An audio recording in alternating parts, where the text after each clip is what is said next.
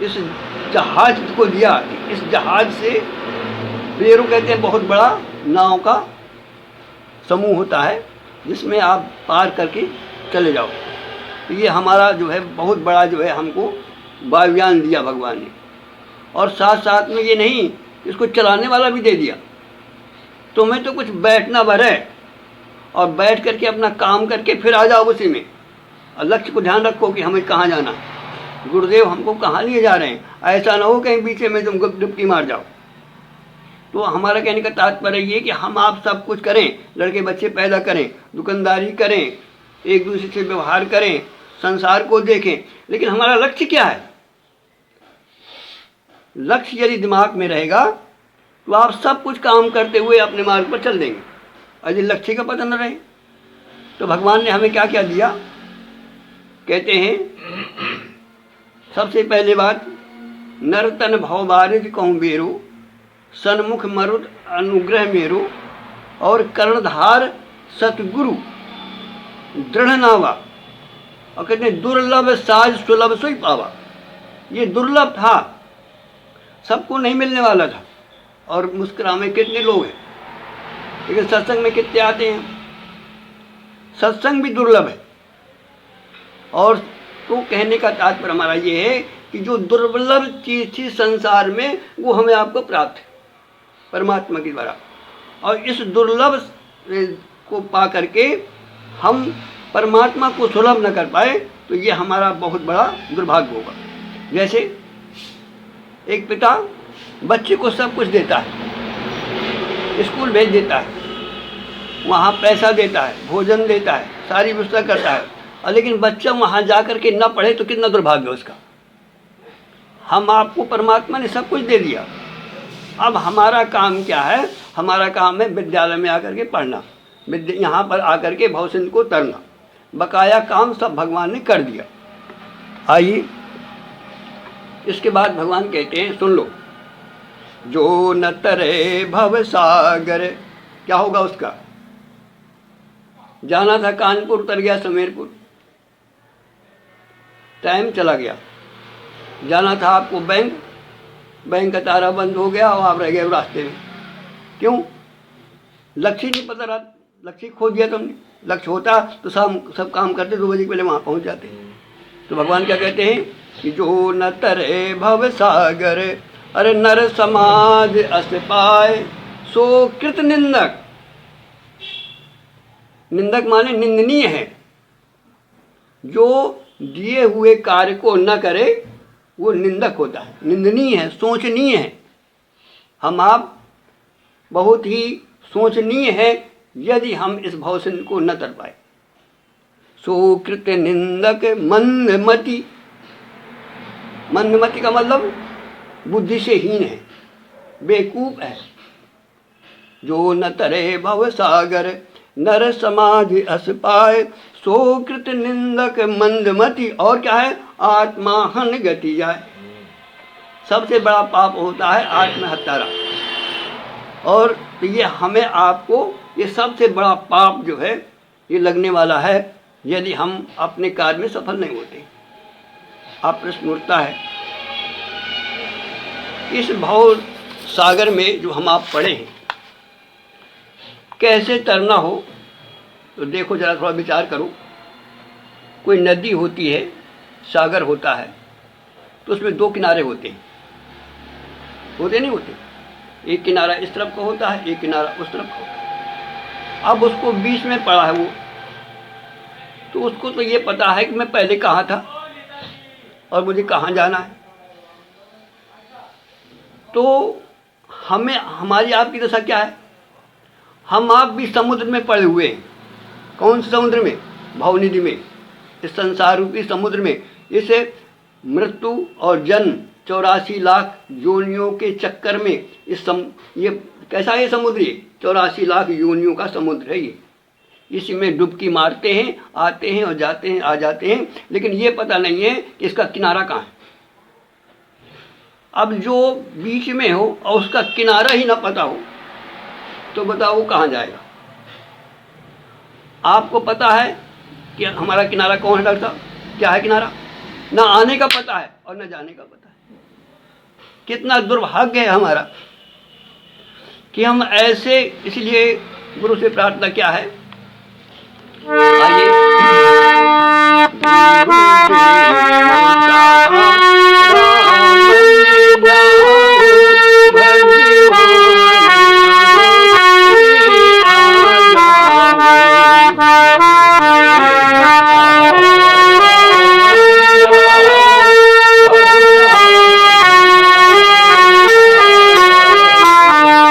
गुरुदेव ही कहते हैं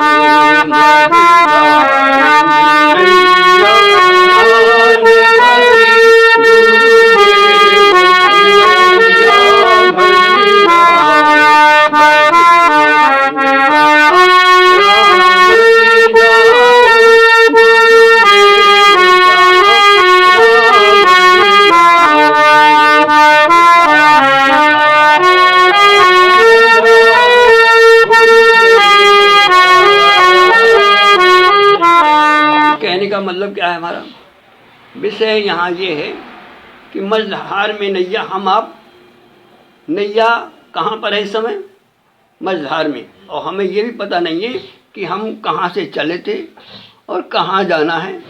मझधार में नैया आने पड़ी, गुरुदेव कि भैया बन जाओ। तो आइए हम ऐसे गुरु के पास चलें जो इस मझधार से हमें आपको निकाल सकते हैं, या जो निकले हैं, जिन्होंने इस भवसागर से निकल करके बाहर हुए हैं, वो हमारे लिए गुरुदेव हैं। क्यों, जैसा उनके ऊपर बीती है वो चाहते हैं कि जैसे हम पार हुए हैं ऐसे आप लोग भी पार हो जाओ। इसीलिए ऐसे सद्गुरु की हमें आवश्यकता है, ऐसे सदशास्त्र की आवश्यकता है, ऐसे सदग्रंथ की आवश्यकता है, ऐसे सत्संग की आवश्यकता है जिससे हम अपने को इस भवसागर से पार हो सकें। आइए, ऐसे गुरुदेव हुए हैं सबसे पहले हमारे जीवन में, जो हमारे इष्ट हैं गोस्वामी तुलसीदास जी। कहते हैं कैसे तरोगे, तो गोस्वामी जी कहते हैं, देखो, कहते हैं गरल सुधारि करे मिताई, गोपद सिंधु अनल सितलाई। ये कौन कह रहा है? ये एक लंकिनी हनुमान जी से कह रही। जिस समय हनुमान जी का सत्संग हुआ, और क्या कहती है, कितना बड़ा प्रभाव है, तात स्वर्ग अपवर्ग सुख अधरिय तुला एक अंग, अतुल नताय सकल मिल जो सुख लो। लो मात्र के सत्संग से उसका उद्धार हो गया। तो कहती क्या है, इसके बाद कहती है गरल सुधा, गरल मतलब सरा, वो बेस सुधा हो जाता है। गरल सुधा रिपु करे मिताई, रिपु दुश्मन जो है मित्र बन जाता है। गरल सुधा रिपु करे मिताई। और गोपद सिंधु, ये संसार कैसा हो जाता है? गोपद, गोपद मतलब कितना होता है? अब गोपद को नाकने में कितनी देर है आपको? यदि कोई सत्संग मिल जाए तो गोपद की तरह ये है जहाँ हम फंसे। और वैसे यदि ऐसा नहीं होता, हनुमान जी का एक सत्संग हुआ, एक सेकंड का, आधा घड़ी का, और वो तर गई। गोपद सिंधु अनल सदाई। गरल सुधा, गरल सुधा, गुरु की कृपा हो जाए तो जहर अमृत हो जाता है। भगवान की कृपा हो जाए, अभी आएगी, आगे चौपाई आएगी। गरल सुधा रिपु करे मिताई, दुश्मन मित्र बन जाएगा। गरल सुधा रिपु करे मिताई। और गोपद सिंधु, ये सिंधु सागर, गो इतना सब हो जाता है। यदि भगवान की कृपा हो जाए, गुरुदेव की कृपा हो जाए, सत्संग की कृपा हो जाए, मतलब कहने का कि एक क्षण में आपका ये सिंधु जो है जिसमें हम आप मर रहे हैं, जिस समय हम आप उतर रहे हैं, तैर रहे हैं, मरे जा रहे हैं, गुरुदेव है ना, गुरुदेव खिवैया बन जाओ। यदि गुरुदेव कृपा कर दें, भगवान कृपा कर दें, तो ये संसार कैसा होगा, जैसे गाय का खुर। ये समझा रही है, वो हनुमान जी से कह रही है, देखो हम आप मनुष्य हैं, अब वो लंकिनी है, निशाचरी। जब सत्संग ये होता है प्रभाव, जब संत का स्पर्श हो जाए, संत का दर्शन हो जाए, संत का सत्संग हो जाए, तो क्या से क्या नहीं हो सकता। गुरु गुरु रहे चेला शक्कर हो गए। इधर जो है ये लंकिनी जो निशाचरी थी, ये हनुमान जी को समझा रही कि कैसा करेंगे आप, ऐसे जाएं अब यहाँ से कि प्रवस नगर की जय सब काजा और हृदय राखी कौशलपुर राजा। यदि आप हृदय में रखेंगे तो क्या होगा कि गरल सुधा, ये समझा रही है, गरल सुधा रिपु करे मिताई और गोपत सिंधु अनल सितलाई और गरुण सुमेर रेणु सम होई। गरुण से वही काकभूषण जी गरुण से कह रहे हैं कि पर्वत जो है वो रेन हो जाता है, राख हो जाता है, जरा सा रह जाता है, बड़े बड़े पर्वत पिघल करके जो राख हो जाता है। राम कृपा कर जी तुम्हें जी, ये भगवान की कृपा से ऐसा संभव है, गुरुदेव की कृपा से ऐसा संभव है। अब आइए हमें आपको गुरुदेव क्या समझाते हैं, गोस्वामी जी क्या समझाते हैं कि ये अपार समुद्र है, इसको तरना है तो तुम तर तो सकते हो, लेकिन तुम्हें ये तो पता ही नहीं है कि तुम्हें किनारा कहाँ है। ये भी पता नहीं है कि हमारा किनारा इधर से चले थे, ये किनारा था कि जहाँ कहाँ जा रहे हैं वहाँ किनारा है। पता है हमें आपको पहले कहाँ थे और कहाँ जाएंगे, कोई पता साहब है पता? तो कितने हम आप कितने कष्ट में हैं कि हमें यही पता नहीं है कि हमारा किनारा इधर है कि हमारा किनारा वहाँ है। और इतना बड़ा समुद्र है कि आप तैर ना पाओ तो आप तैर भी नहीं सकते, क्योंकि जब किनारे का पता नहीं है, अपार है, बहुत सागर अपार है ये, तो कितना तैरोगे आप, तैर नहीं सकते। लेकिन तैरने का रास्ता फिर क्या है, गुरुदेव समझा रहे हैं यदि तैरना है तो क्या करो। और यहाँ भी कहते हैं कि जिन्होंने तैरना सीखा वही बस पार होते हैं। अब हमें तैरना नहीं आता हो तब क्या होगा साहब, ठंड लगी। तो यदि पहली बात तो शर्त ये है कि तैरना सीखा जाए तो हो सकता है कुछ जान बच जाए। कैसे तैरो, कैसे सीखोगे? तो कहते हैं गोस्वामी जी एक सूत्र देखते हैं तैरने का, क्या कहते हैं, सेवक सेव भाव बिन भव न तरह उर्गार भजहु राम पद पंकज अस सिद्धांत विचार। सिद्धांत देते हैं, ला देते हैं। यदि भव सिंधु को तरना है, तैरने तो पहले तैरना सीखो। और तैरना सीखो कैसे सीखोगे कि ये संसार परमात्मा का है और मैं इसका सेवक हूँ, इसलिए मुझे सेवा करना है, ये हो जाएगा तुम्हारा तैरना। इससे तुम तैर सकते हो, सेवा भाव से। इसके अलावा कोई रास्ता नहीं। सेवक सेव भाव बिन भव न तरई उर्गार। और दूसरा बात, और ऐसा करके भजहु राम पद पंकज अस सिद्धांत, अर्थात सेवा और सुमरन। सेवा भी करो भगवान का समझ करके और भगवान का सुमरन करो तो तुम तैर सकते हो। सार बात तो ये है। लेकिन हम दोनों से वंचित हैं, ना तो हमारा भजन ही हो पा रहा है न सेवा हो रहा है। अर्थात हम तैरना नहीं जानते, और जो तैरना नहीं जानते वो क्या है, जिन्होंने तैरना सीखा वही बस पार होते। और देख लो रिकॉर्ड, जो भी भगवान को प्राप्त हुआ है पहले उसने सेवा करना शुरू किया है। गोस्वामी जी तुलसीदास बने हैं, और गोस्वामी बने हैं कह के बने, इंद्रियों के स्वामी बने, संसार के स्वामी नहीं। इंद्रियों, यदि स्वामी बनना है, मालिक बनना है तो इंद्रियों के बनो, और दास बनना है तो संसार के बनो। अभी समझ नहीं आई बात। गोस्वामी जी को स्वामी भर नहीं कहते, गोस्वामी कहते हैं। और गोस्वामी का, गो का मतलब होता है इंद्रियां। तो गोस्वामी से हमने पहले अपने इष्ट को देखा, गोस्वामी जी को, गोस्वामी जी की चर्चा कर रहे हैं। तो जैसे गोस्वामी जी तरे, कैसे तरे कि उन्होंने अपने को दास और इसके बाद इंद्रियों को संभाला, गोस्वामी बने। वो गोस्वामी तुलसीदास कहा जाता है, स्वामी तुलसीदास नहीं कहा जाता, गोस्वामी तुलसीदास कहा जाता है। गो माने इंद्रियां होती हैं, अर्थात इंद्रियों पर कमान और संसार की सेवा। यदि हमारे जीवन में ऐसा आ जाए तो ये है तैरना।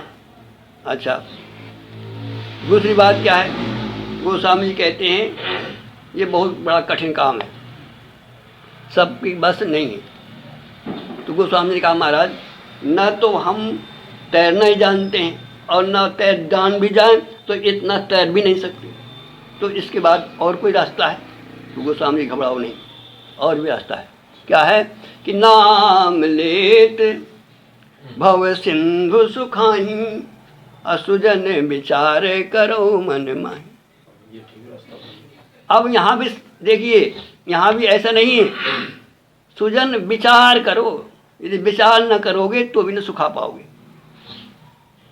जैसे तैरना पार जाना है तो तैरना सीखो, और यदि नाम लेकर के बहुत सुखाना है तो थोड़ा विचार करो। कैसे विचार? यदि नाम लेकर के बहुत सिंधु सूखता होता तो हम आप सब नाम लेते ही नहीं लेते, बोलो। विचार करना बताइए। हाँ, विचार करो। क्या विचार है? क्या कहते हैं गोस्वामी जी? नाम लेत, हम क्या लिए हैं? हम संसार को लिए, हम देह को लिए हैं, हम इंद्रियों को लिए हैं, हम मन को लिए हैं, हम बुद्धि को लिए हैं, हम दुनिया दौलत घर बार लिए हैं। इनको सब छोड़ो, त्याग करो और भगवान का नाम लो, तब है नाम लेत भव सिंधु सुखाई। हाँ, ये नहीं कि इनको लिए रहो और राम राम करते रहो। तो संशय नहीं सूखने वाला है। डॉक्टर साहब, कठिन न काम न होता तो सभी मोदी बन जाते, सभी योगी बन जाते, सही बात है। सभी सत्संग में पार हो जाते, मोदी बन जाते, सभी योगी बन जाते, तो कैसे काम चलता? कब ऐसे ऐसे ऐसे करेगा कि अभी अभी प्रसंग आया था कि आवत जात रस्सी से करते रहो, कहते हैं कर अभ्यास। इसीलिए तो हम हमारे आपकी छोड़ो, अर्जुन फेल हो गया कि भगवान मैं ये नहीं कर पाऊंगा। उन्होंने कहा घबराओ नहीं, अभ्यास, बस यही बताते रहो आप हमसे, अभ्यास करो। अच्छा, डरा देते हो बस। अब कैसे? अच्छा, अब जरा विचार करें। देखिए, आप जब संसार में, जब यहाँ की बात तो छोड़ो, स्वप्न में फंस जाते हो कि नहीं फंस जाते कभी कभी? और स्वप्न का भौसंद कैसे सूखता है? ध्यान दो, जागरण से। तो बस इसको भी यदि सुखाना है तो नाम लेकर के जाग जाओ, फिर कहीं तुम्हें भौसंद है ही नहीं, कहीं पानी है ही नहीं, कहीं जाल है ही नहीं। सपने में हम क्या बताएं कि हम कैसे कैसे फंसे। आप लोग भी कभी न कभी महाराज साहब ऐसा अवसर आता होगा, जैसे उदाहरण मिलता है महाराज जनक का। जनक क्या थे, कैसे में फंस गए, कितने भवसिंधु में वो फंस गए, प्यास से, भूख से त्रसित है, राजाओं का आक्रमण हो रहा है, कहीं बचने की जगह नहीं मिल रही, घूम घूम करके भूख को मिटा रहे हैं, कहीं खाने को अन्न नहीं मिल रहा, पीने को पानी नहीं मिल रहा। आपकी तो छोड़ो, हम भी कभी कभी ऐसा फंस जाते हैं, हम तो फंसे हैं ऐसा। अच्छा, अब बता, इसी तरह से हम आप या संसार में फंसे कि नहीं फंसे? 84 लाख योनि में फंसे हैं कि फंसे नहीं फंसे? भले ही आज आप इस हालत में हैं, लेकिन ध्यान रहे कि 84 लाख हमारे लिए निर्मित की भगवान ने। सही। भगवान की महती कृपा है कि उससे भवसिंधु करने के लिए हमें आपको ये मिल गया, और हम आप भी इसका उपयोग नहीं करते, तो अब समझो कितने हम आप दुर्भाग्य है हमारा। तो कैसे महाराज जनक का भवसिंधु सूखा? एक ही रास्ता था कि जिस समय चिड़िया ने खाना खाने जा रहे थे, भूख से मिटाने जा रहे थे, एक चिड़िया चील आई और वो पूरा दोना और वो हाथ का पंजा मारा और ले गई। तब क्या कहते हैं? हाय राम। और जहां से हाय राम कहा, नाम लेत भव सिंधु सुखाई, करहु विचार सुजन मन। अब आप प्रश्न कर सकते हैं हमसे कि कैसे संभव है? उनका राजा जनक का तो छूट गया और हमारा आपका नहीं छूट पा रहा है, कमी कहाँ है? और कैसे संभव है कि हम जाग जाएं? कैसे संभव है कि हम सब छोड़ दें? अब हम आपसे प्रश्न करते हैं, ध्यान देना, जो आपके अंदर हो रहा है वही हम कथा कह रहे हैं। पहले गुरु वही समझाता है जो तुम्हारे जीवन में घटता है, फिर गुरु वो समझाता है जो तुम्हारी बुद्धि के बाहर है।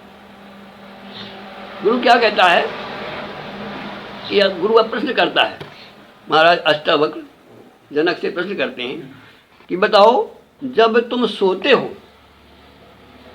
तो कौन सी चीज तुम्हारे पास होती है? सब छूट जाता है कि नहीं छूट जाता? डॉक्टर साहब, जो भी हम आप लिए हैं सब छूट जाता है नहीं छूट जाता?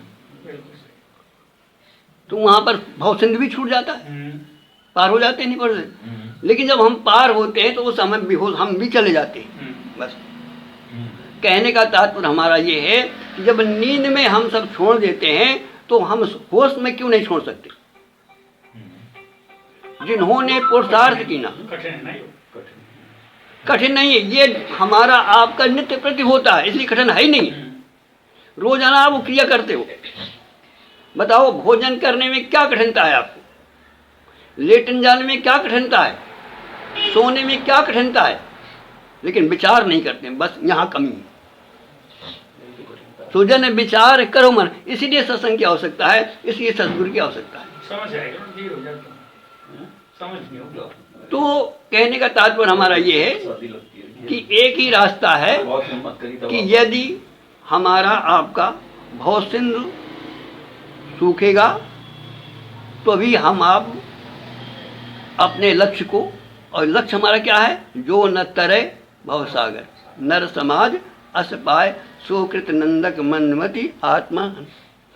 तो भगवान कहते हैं, और कहते हैं भैया अब आते हैं अब तुम्हारे आपके उसमें कि जो पर लोक और यहाँ सुख चाहूं, यहाँ भी और वहाँ भी। हाँ, ये ठीक। अब बात आगे पॉइंट की। जो परलोक यहाँ सुख चाहूं और सुन मम बचन हृदय दृढ़ गहाऊ। बच्चों को यहाँ तक- हृदय में धारण करो। अब ध्यान देना, हाँ। जो परलोक यहाँ सुख चाहूं सुन मम हृदय दृढ़ गहाऊ, सुलभ हाँ, सुखद मार्ग यह भाई, अब भगति मोर पुराण सुत गाई। मगर तो कर रहा है तो सही। बस मेरा भजन करो और भजन करते करते इस सब को छोड़ दो जो लादे हो, जो लादे हो, संसार को लादे। हमारे मन में क्या लगा हुआ तो यही। अच्छा, और देखो रोजाना आप छोड़ दो कि नहीं छोड़ दे, बात कर इतनी सरल है, इतनी कठिन है, इतनी सरल है कि हम आप नित्य प्रति छोड़ते हैं। बात तो यही है। अच्छा बताइए, सोने में क्या रहता है आपके पास? पत्नी रहती है, पैसा रहता है, लड़का रहता है, घर रहता है, द्वार रहता है, संसार रहता है, कुछ नहीं, सब परमात्मा छुड़ा लेता है। तो परमात्मा ये ऐसे छुड़ा दे बहुत सारे को। तो वो वही तो कहते हैं, गोस्वामी कहते हैं उसका नाम तो लो, नाम ले करके उस पर दीवाना हो जाओ। कैसे? हेरी मैं तो ऐसा दीवाना, प्रेम दीवानी मेरा दर्द न जाने को। और देखो, एक अभी हमने एक गोस्वामी जी का लिया, अब आइए थोड़ा सा मीरा का ले लें। हमारे बीच की ही मीरा थी, हमारे जैसी मीरा थी। गोस्वामी को आप छोड़ दो, बहुत उनके भगवान के पहुँची वसंत थे, लेकिन मीरा वो एक ही समय के हैं वो लोग, गोस्वामी और मीरा हाँ। एक ही समय के हैं। मीरा ने देखो, हम आप राम राम हमारे आपके हाथ में रहता है, लेकिन मीरा के भी जब राम हाथ में आया तो क्या कहती है, पायो जी मैंने, हाथ में आया। अरे राम नाम आप लेते हो नहीं लेते, हाँ। आपके पास है कि नहीं नाम राम, हाँ। सबके पास है, अच्छा, ये लेकिन बात है। केवल हमारे पास नाम है, नाम ही नहीं है। फर्क इतना ये हम कहना चाहते थे। नाम कहाँ है? और मीरा के पास नाम क्या, के साथ तो नाम ही रहेगा। बस यही तो अंतर है। मीरा के पास नाम तो था ही, नाम से उसने नाम ही को प्रकट कर लिया। हम आप नाम तो है। मीरा क्या कहती है, पायो जी मैंने राम रतन धन पायो, रतन धन पा गई वो, अर्थात राम को पा गई, अर्थात कृष्ण को पा गई उस राम नाम से, और हम आप लिए घूमते। क्यों? जैसे मीरा ने पाया, अब किसी ने कहा मीरा हम हमारी जिंदगी बीत गई राम राम करते, हमने राम रतन धन नहीं पाया, और तूने कैसे पाया और कहाँ पाया, ये जरूर बता दी। हाँ। बहुत चंद शब्दों में। चंदी शब्दों में बताइए, सब बहुत हो रहा है। हाँ, पायो जी मैंने राम रतन धन पायो, वस्तु अमोलक। बताओ भगवान का कोई मूल है? वस्तु अमोलक दी मेरे सतगुरु, कृपा कर अपनायो, पायो जी मैंने राम रतन धन। कृपा कर किसकी? गुरु की कृपा से। अच्छा, ये और ऐसा नहीं ऐसी कृपा हो जाए गुरु। जन्म की, ध्यान देना, जन्म की, आपको भी कितने जन्मों के बाद ये शरीर मिला है, ध्यान देना। ऐसे मीरा को कितने जन्मों के बाद राम धन मिला है। जन्म की, अब आप थोड़े से में उब रहे हैं, अभी तो आपको बहुत आगे बढ़ना है। जन्म की पूंजी पाई कब, जब जग में सभी खुआयो। ये मुख्य बात है। तो किसी ने कहा जब जग में सब कुछ खुआ दिया तो तुझको वो मिलेगा। तो ये बता, तुमने जग में कैसे खुआया है, जग को कैसे खुआया, कैसे तेरा जागृत गया, कैसे तेरा स्वप्न गया, कैसे तेरा पति गया, कैसे तेरा बवंडर गया जो लादी हुई थी, कैसे चला गया, ठीक है, ये बात है ना। तो कहती है मीरा के प्रभु गिरधर नांगर, और हरक हरक जस मैंने क्या किया, बस भगवान का स्मरण करके, नाम का स्मरण करके, भगवान के गुणानुवाद गा करके मैंने इनको सबको खो दिया, और जब वो सब खो गया तब वो हाजिर नाजिर मिल गया। ठीक है, पॉइंट आ गया, यही ठीक है। पायो जी मैंने राम रतन, जन्म की पूंजी पाई कब, जग में सभी खुआयो, मीरा के प्रभु गिरधर नांगर, और हरक हरक जस गायो। बोलो वृंदावन बिहारी लाल की। एक ही रास्ता है कि प्रसन्न मन से उसका भजन करो।